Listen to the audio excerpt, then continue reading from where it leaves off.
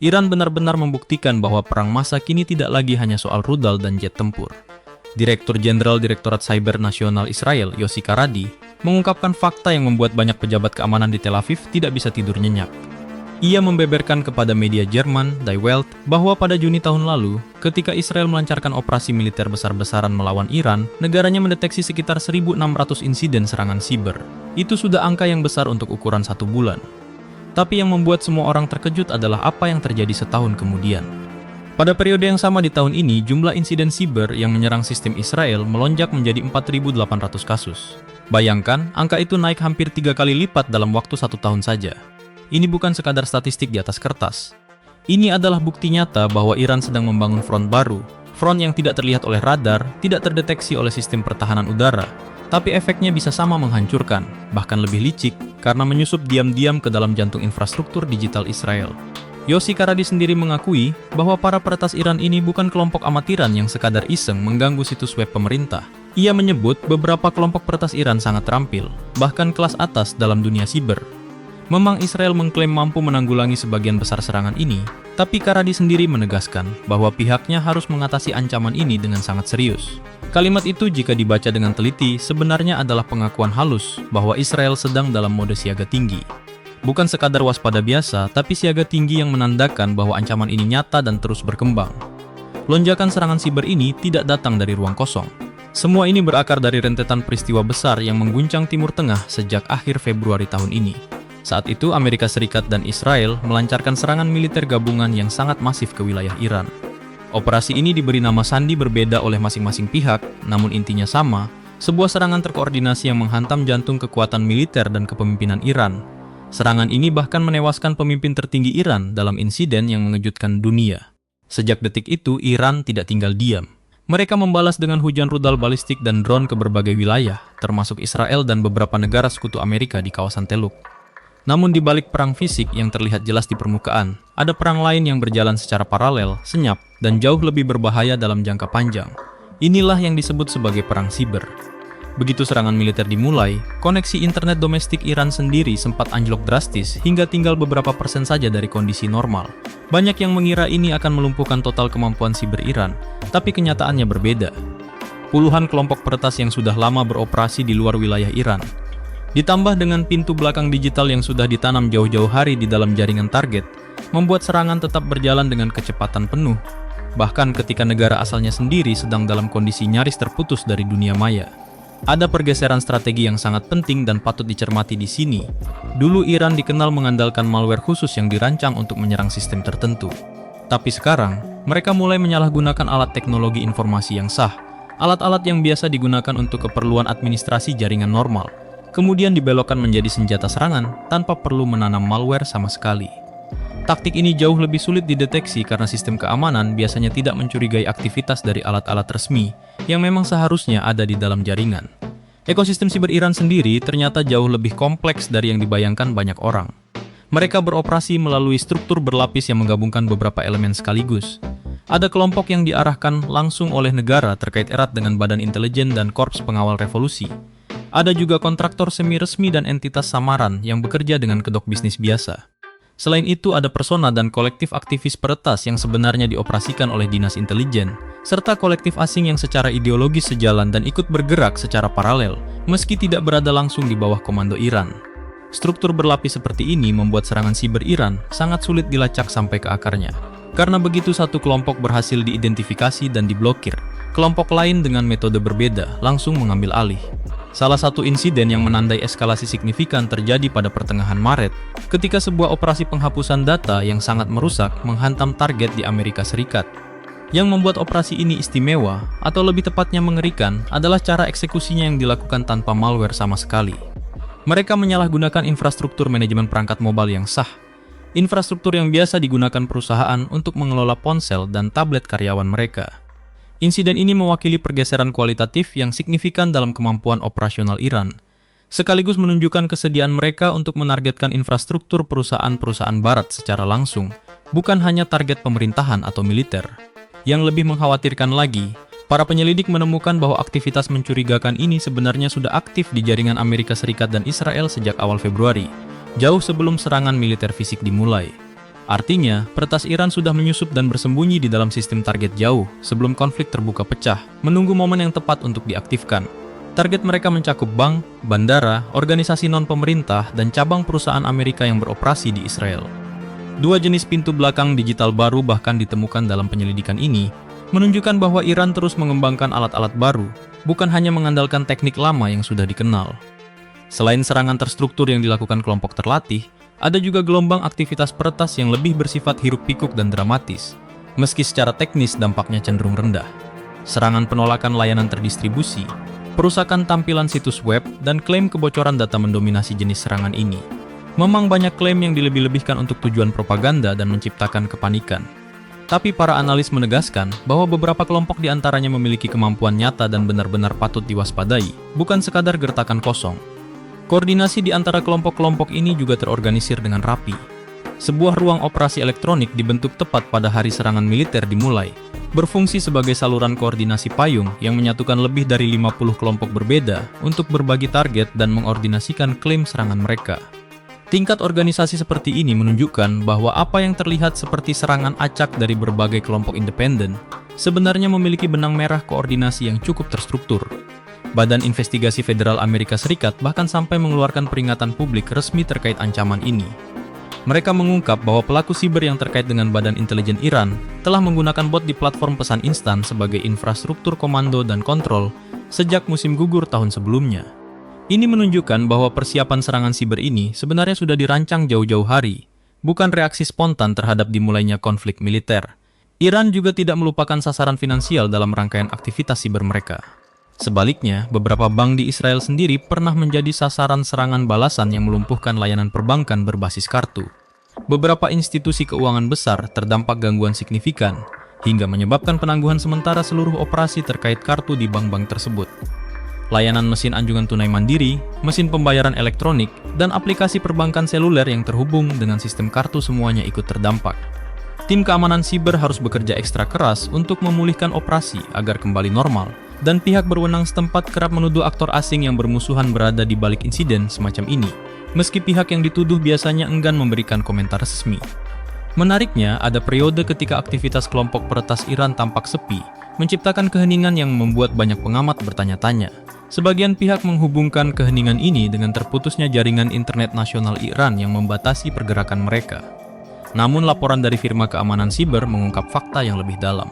Keheningan ini diyakini sebagai dampak langsung dari operasi militer Amerika Serikat yang berhasil melumpuhkan pertahanan digital Iran secara signifikan. Operasi tersebut memutus rantai komando, merusak infrastruktur operasional, dan menyingkirkan sejumlah pemimpin senior yang sebelumnya mengawasi operasi siber Iran. Terputusnya sebagian besar koneksi internet di Iran memperparah situasi ini, membuat banyak kelompok peretas kesulitan berkoordinasi untuk sementara waktu. Tapi para analis keamanan dengan tegas memperingatkan bahwa keheningan ini tidak akan bertahan lama. Mereka bahkan memetakan proyeksi timeline ancaman siber Iran yang diperkirakan akan berevolusi dalam beberapa fase ke depan. Dalam beberapa minggu pertama, fokusnya diperkirakan pada serangan penolakan layanan terdistribusi melalui proxy, peretasan situs web, dan reaktivasi malware lama di kawasan Timur Tengah Amerika Serikat hingga wilayah sekitar Selat Hormuz. Kelompok-kelompok peretas tertentu diprediksi akan menggenjot kampanye phishing yang menyasar individu secara spesifik dan tertarget. Dalam rentang 1 hingga 3 bulan berikutnya, diprediksi akan terjadi reaktivasi kelompok ancaman persisten tingkat lanjut setelah jaringan domestik Iran pulih sepenuhnya. Target kampanye pencurian kredensial dan malware, penghapus data diperkirakan akan meluas ke sektor energi, kontraktor pertahanan, telekomunikasi, fasilitas kesehatan di Israel, hingga pasokan air dan pelabuhan di Amerika Serikat. Ini adalah eskalasi yang jauh lebih serius, karena menyentuh infrastruktur kritis yang menyangkut hajat hidup orang banyak, bukan sekadar gangguan layanan biasa. Dalam rentang 3 hingga 9 bulan, diperkirakan akan ada unjuk kekuatan penuh dari Badan Intelijen dan Korps Pengawal Revolusi Iran menggunakan infrastruktur baru yang dibangun dari nol, menargetkan infrastruktur kritis negara-negara barat dan sistem keuangan di kawasan Teluk. Dan untuk jangka waktu di atas 9 bulan, proyeksinya adalah peluncuran kampanye spionase jangka panjang yang jauh lebih kompleks dan persisten, menyasar negara-negara anggota Aliansi Pertahanan Barat dan sektor energi global secara keseluruhan. Yang membuat proyeksi ini semakin meyakinkan adalah penjelasan tentang struktur internal kemampuan siber Iran itu sendiri. Para analis menepis anggapan bahwa komando siber Iran telah hancur total akibat serangan militer. Sebaliknya, mereka menjelaskan bahwa sama seperti angkatan bersenjata konvensional, kelompok siber Iran menerapkan apa yang disebut sebagai model mosaik. Mereka memiliki otonomi fungsional di setiap unit, kepemimpinan berlapis sehingga tidak bergantung pada satu titik pusat saja, dan pedoman operasi offline yang memungkinkan mereka tetap berfungsi meski jaringan internet utama terputus. Para peretas Iran bahkan telah memprediksi skenario pemadaman internet sejak awal dan memasukkannya ke dalam model pertahanan operasional mereka. Bukti nyata dari ketahanan ini terlihat dari jejak akses pasif yang ditinggalkan peretas Iran, seperti pencurian kredensial dan celah keamanan jaringan privat virtual di infrastruktur kritis Timur Tengah, yang ternyata masih ada dan belum sepenuhnya terhapus meski sudah ditemukan sejak lama.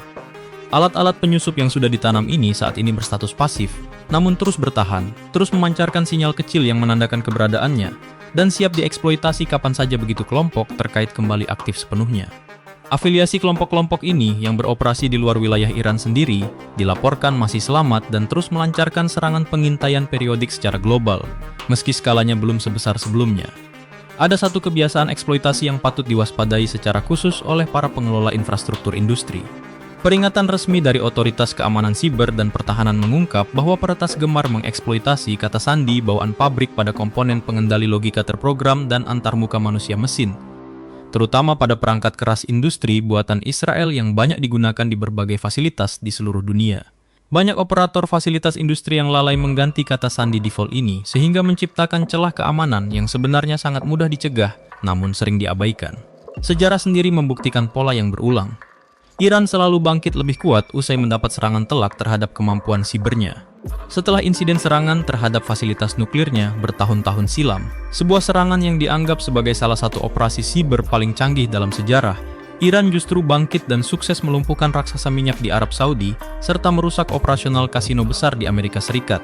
Pola ini menjadi pengingat keras bahwa meremehkan kemampuan pemulihan dan adaptasi Iran di ranah siber adalah kesalahan strategis yang bisa berakibat fatal.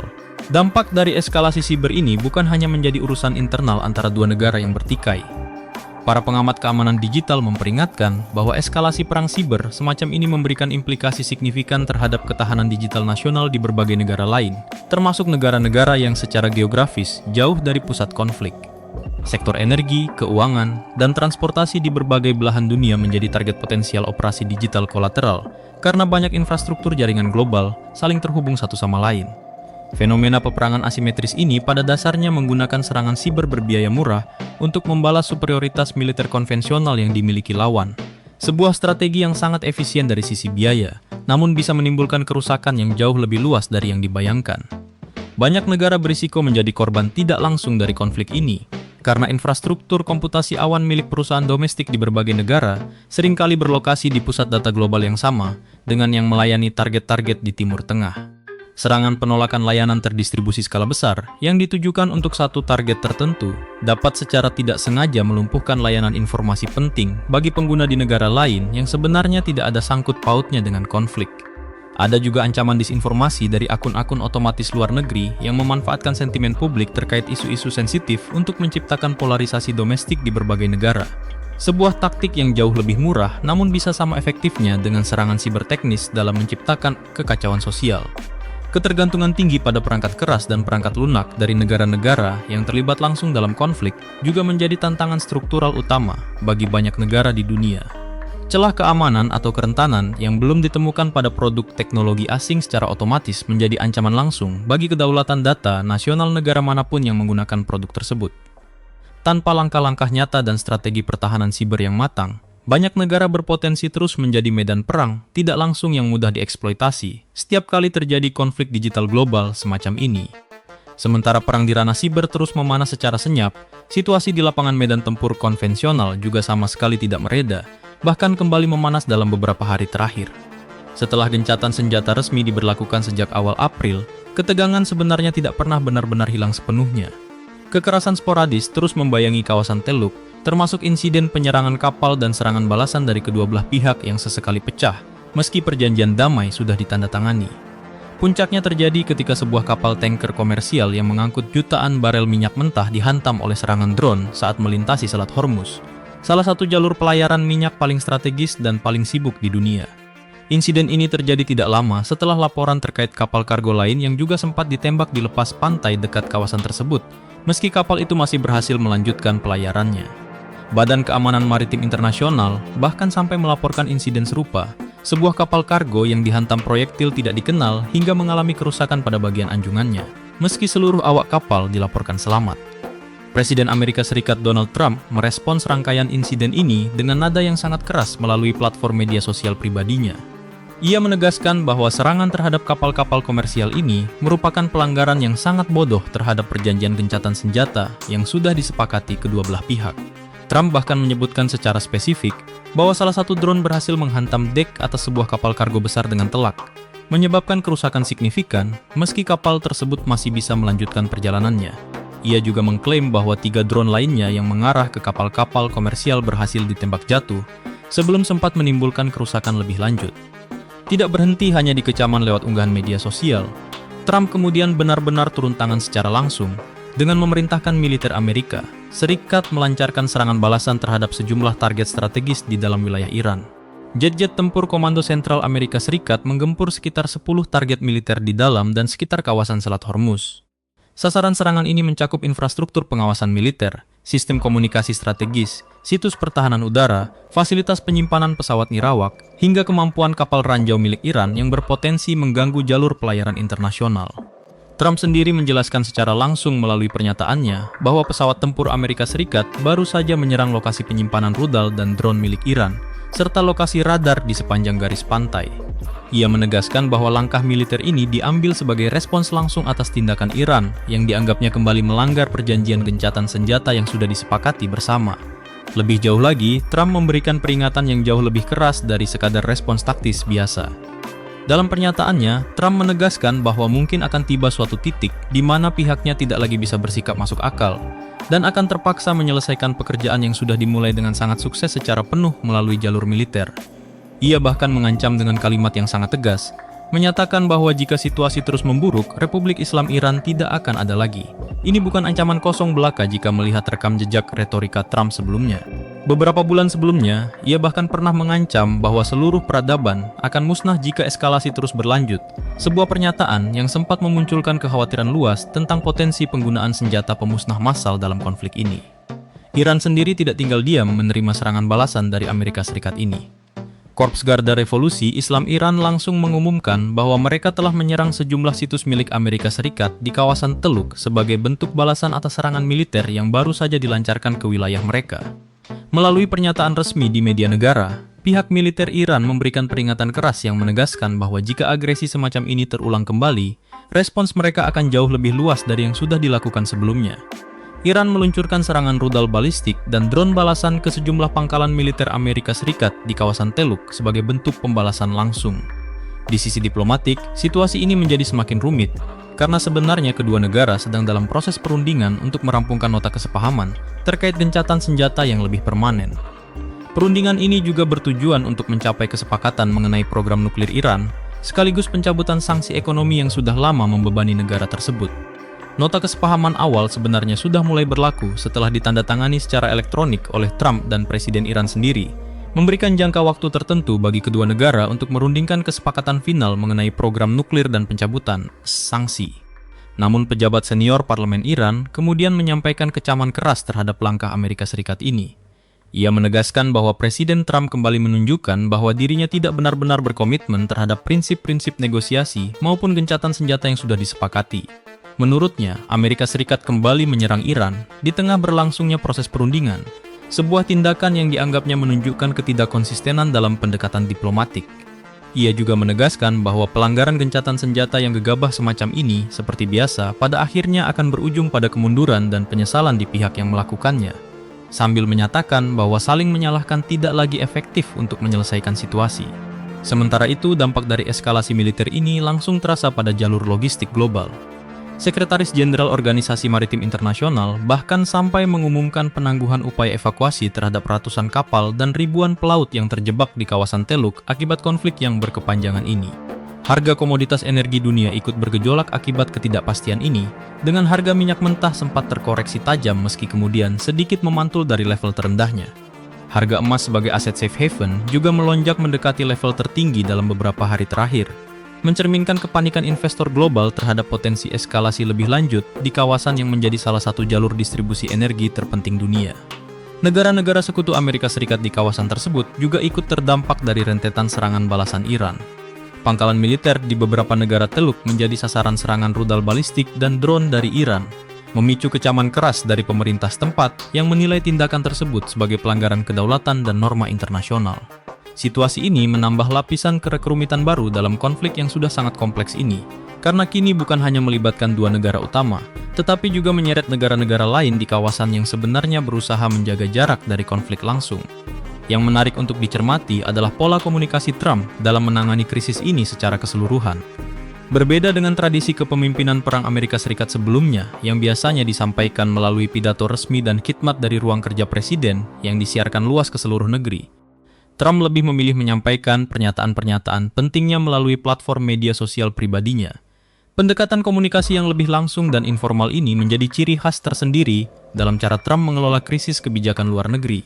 Sebuah pendekatan yang sebenarnya cukup kontroversial, namun sudah menjadi pola yang konsisten sejak awal masa jabatannya. Ketika ditanya langsung oleh awak media mengenai rencana respons Amerika Serikat selanjutnya terhadap eskalasi yang terus berlanjut ini, Trump memilih untuk tidak memberikan detail pasti dan hanya menjawab singkat bahwa publik akan segera mengetahuinya. Sikap penuh teka-teki semacam ini sebenarnya menjadi strategi yang cukup khas darinya, menciptakan ketidakpastian strategis yang bisa jadi disengaja untuk menjaga lawan tetap waspada dan tidak bisa memprediksi langkah berikutnya secara pasti. Situasi yang terus bergejolak ini menunjukkan betapa rapuhnya perjanjian damai yang sebenarnya sudah diupayakan dengan susah payah melalui berbagai putaran perundingan diplomatik. Sebelumnya, proses diplomasi sempat menunjukkan perkembangan yang cukup positif. Bahkan perwakilan tingkat tinggi dari kedua negara sempat melakukan pembicaraan langsung di negara ketiga untuk membahas implementasi kesepakatan damai yang sudah disepakati. Namun rentetan insiden di Selat Hormuz dalam beberapa hari terakhir kembali mengguncang fondasi kepercayaan yang sudah dibangun susah payah tersebut, menunjukkan betapa tipisnya garis antara perdamaian dan kembalinya konflik terbuka di kawasan yang sudah lama menjadi titik panas geopolitik dunia. Kombinasi antara eskalasi siber yang senyap, namun masif dengan eskalasi militer konvensional yang kembali memanas ini, menciptakan gambaran yang sangat jelas tentang sifat konflik modern di era sekarang. Perang tidak lagi hanya terjadi di satu front saja, melainkan menyebar ke berbagai dimensi sekaligus, mulai dari ranah fisik di lapangan medan tempur, hingga ranah digital yang tidak terlihat namun sama berbahayanya. Kedua front ini saling memperkuat satu sama lain, di mana ketegangan di satu sisi seringkali memicu eskalasi di sisi lainnya, menciptakan siklus konflik yang sulit diputus tanpa adanya komitmen serius dari semua pihak yang terlibat untuk benar-benar mengakhiri permusuhan secara menyeluruh. Para pengamat keamanan internasional terus memantau perkembangan situasi ini dengan sangat hati-hati, mengingat dampaknya yang bisa meluas jauh melampaui kawasan Timur Tengah itu sendiri. Stabilitas ekonomi global, keamanan jalur pelayaran internasional, hingga ketahanan digital negara-negara di seluruh dunia, semuanya turut dipertaruhkan dalam konflik yang terus berlangsung tanpa kepastian kapan akan benar-benar berakhir ini. Dunia digital hari ini bukan lagi sekadar ruang untuk berkomunikasi, berbelanja, atau menyimpan data. Ia telah berubah menjadi medan pertempuran sejati, sebuah arena di mana negara-negara saling menyerang tanpa perlu mengirimkan satupun pasukan ke garis depan. Inilah wajah baru konflik antar bangsa yang patut dipahami oleh siapapun yang ingin mengerti bagaimana kekuatan dunia saling berhadapan di zaman modern ini. Berbeda dengan perang konvensional yang membutuhkan logistik besar, pasokan amunisi, dan risiko nyawa prajurit, perang siber jauh lebih efisien dari segi biaya, namun bisa menimbulkan kerusakan yang setara, bahkan terkadang lebih luas jangkauannya. Sebuah negara dengan anggaran terbatas, sekalipun bisa membangun unit peretas yang mampu melumpuhkan jaringan listrik, sistem perbankan, atau infrastruktur transportasi negara lain yang jauh lebih kuat secara militer konvensional. Inilah yang membuat strategi ini begitu menarik bagi negara-negara yang merasa kalah dalam kemampuan militer tradisional, namun ingin tetap memiliki daya gentar terhadap lawan-lawannya. Cara kerja serangan siber modern jauh lebih canggih dari sekadar mengirim virus komputer biasa. Para peretas profesional biasanya melakukan pengintaian mendalam terlebih dahulu sebelum benar-benar menyerang. Mereka mempelajari struktur jaringan target, mencari celah keamanan yang belum ditambal, dan bahkan menanam akses tersembunyi yang bisa tetap pasif selama berbulan-bulan, bahkan bertahun-tahun, sebelum benar-benar diaktifkan pada momen yang paling strategis. Teknik ini dikenal sebagai ancaman persisten tingkat lanjut, di mana penyerang tidak terburu-buru, melainkan bersabar membangun fondasi serangan yang akan jauh lebih efektif ketika waktunya tiba. Salah satu metode yang semakin populer digunakan adalah menyalahgunakan alat-alat teknologi informasi yang sah dan resmi. Berbeda dengan malware tradisional yang relatif mudah dideteksi oleh sistem keamanan modern, penyalahgunaan alat resmi ini jauh lebih sulit diidentifikasi, karena sistem keamanan biasanya tidak mencurigai aktivitas dari perangkat lunak yang memang seharusnya ada di dalam jaringan. Pendekatan ini sering disebut sebagai teknik hidup dari tanah, di mana penyerang memanfaatkan sumber daya yang sudah ada di dalam sistem target alih-alih, membawa senjata digital dari luar yang lebih mudah terdeteksi. Infrastruktur kritis menjadi sasaran favorit dalam jenis peperangan ini, dan alasannya sangat masuk akal jika dipikirkan secara mendalam. Sistem pengendali industri yang mengatur jaringan listrik, pengolahan air, fasilitas kesehatan, dan transportasi publik biasanya dibangun dengan teknologi yang sudah berusia puluhan tahun. Seringkali tanpa pembaruan keamanan yang memadai, karena kekhawatiran akan mengganggu operasional yang berjalan terus-menerus. Banyak komponen pengendali industri ini bahkan masih menggunakan kata sandi bawaan dari pabrik yang tidak pernah diganti sejak awal pemasangan, menciptakan celah keamanan yang sebenarnya sangat mudah dicegah namun sering diabaikan karena kelalaian administratif semata.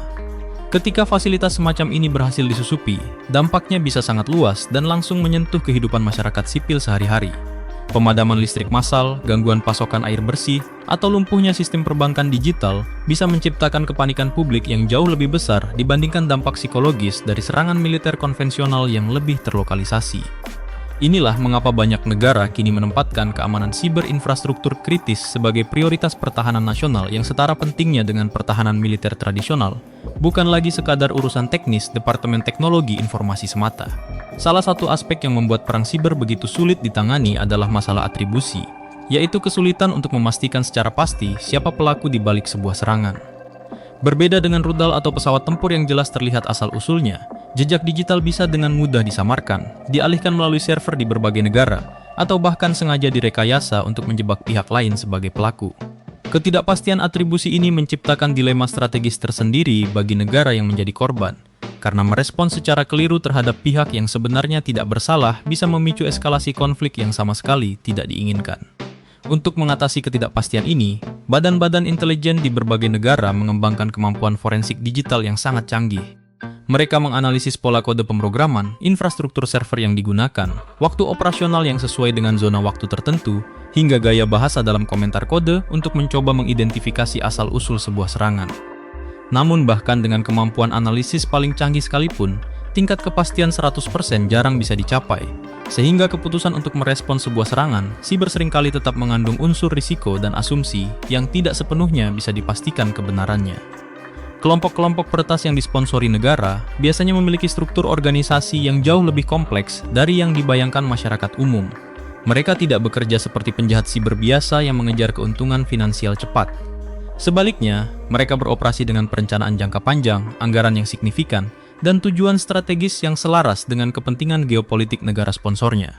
Beberapa di antaranya bahkan memiliki struktur kepangkatan formal layaknya unit militer biasa, lengkap dengan divisi khusus untuk pengintaian, eksploitasi, dan operasi pasca serangan. Yang membuat ancaman ini semakin kompleks adalah keberadaan aktor non-negara yang ikut bermain dalam ekosistem ini. Kelompok aktivis peretas yang bertindak atas dasar ideologi tertentu, kelompok kriminal yang mencari keuntungan finansial, hingga kontraktor swasta yang menjual jasa peretasan kepada pihak yang membayar. Semuanya ikut menambah kerumitan dalam memetakan siapa sebenarnya yang bertanggung jawab atas sebuah serangan tertentu. Garis antara aktor negara dan non-negara semakin kabur, terutama ketika negara-negara tertentu secara diam-diam mendukung atau bahkan mendanai kelompok-kelompok ini untuk menciptakan deniabilitas yang masuk akal jika serangan mereka terbongkar. Strategi pertahanan terhadap ancaman siber modern membutuhkan pendekatan yang jauh lebih holistik dibandingkan sekadar memasang perangkat lunak antivirus atau firewall standar. Banyak organisasi kini mengadopsi konsep yang disebut sebagai pertahanan berlapis, di mana berbagai mekanisme keamanan dipasang secara bertingkat, sehingga jika satu lapisan berhasil ditembus, masih ada lapisan lain yang bisa mencegah penyerang mencapai tujuan akhirnya. Pendekatan ini mengakui kenyataan pahit bahwa tidak ada sistem keamanan yang benar-benar tidak bisa ditembus, sehingga fokusnya bergeser dari mencegah semua serangan secara mutlak menjadi memperlambat dan mendeteksi serangan secepat mungkin sebelum kerusakan signifikan terjadi. Pelatihan kesadaran keamanan bagi karyawan dan pengguna biasa juga menjadi komponen yang sering diabaikan, namun sebenarnya sangat krusial. Sebagian besar serangan siber yang berhasil sebenarnya tidak dimulai dari eksploitasi teknis canggih, melainkan dari kesalahan manusia sederhana seperti mengklik tautan mencurigakan dalam email phishing, menggunakan kata sandi yang lemah, atau tidak waspada terhadap upaya rekayasa sosial yang mencoba memanipulasi seseorang untuk memberikan akses ke sistem yang seharusnya dilindungi. Investasi dalam edukasi keamanan siber bagi setiap individu yang memiliki akses ke sistem penting seringkali memberikan hasil yang jauh lebih efektif dibandingkan hanya mengandalkan teknologi keamanan canggih semata. Kerjasama internasional juga menjadi elemen kunci dalam menghadapi ancaman siber yang sifatnya lintas batas negara. Berbeda dengan kejahatan konvensional yang biasanya terbatas pada satu yurisdiksi tertentu, serangan siber bisa diluncurkan dari satu negara, melewati server di negara lain, dan menyerang target di negara ketiga, semuanya dalam hitungan detik. Kompleksitas yurisdiksi semacam ini membuat penegakan hukum tradisional seringkali kewalahan, sehingga banyak negara mulai membangun kerangka kerjasama internasional untuk berbagi informasi intelijen ancaman, mengordinasikan respons terhadap insiden besar, dan menetapkan norma-norma perilaku yang dapat diterima dalam ranah siber global. Sektor swasta juga memainkan peran yang semakin penting dalam ekosistem pertahanan siber global.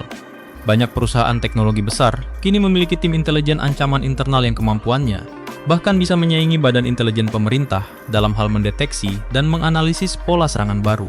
Kolaborasi antara sektor publik dan swasta menjadi semakin penting, mengingat sebagian besar infrastruktur digital kritis sebenarnya dimiliki dan dioperasikan oleh perusahaan swasta, bukan langsung oleh pemerintah.